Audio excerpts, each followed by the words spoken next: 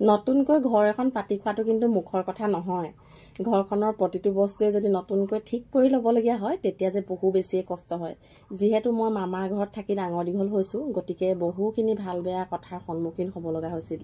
মই বিয়া পাতি মোৰ নিজৰ ঘৰ এখন পালোঁ ঠিকেই, কিন্তু সিফালে আকৌ মা অকলশৰীয়া হ'ল।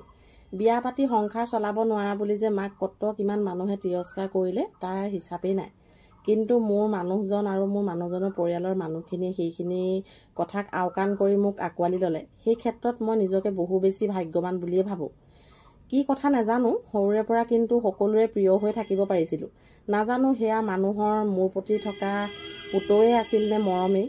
তথাপি যিখিনি পালোঁ কিন্তু সেইখিনি পাহৰিব নোৱাৰোঁ দেই। জনা হোৱাৰে পৰা দেউতাৰ মৰমনো কি সেয়া বুজিয়ে নাপালোঁ। তথাপি কিন্তু মায়ে কোনোদিনা দেউতাৰ অভাৱ অনুভৱ হ'ব দিয়া নাছিল।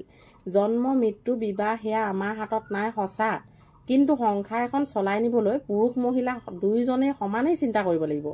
কাৰণ তেওঁলোকৰ মাজত তেওঁলোকৰ সন্তান আছে, সেই কথা ভাবিব লাগিব। তেওঁলোকৰ নিজৰ সুখ সম্ভোগৰ বাবে সেই কণমানিটি যাতে অকলশৰীয়া নহয় সেই কথা একদম ভাবিবই লাগিব।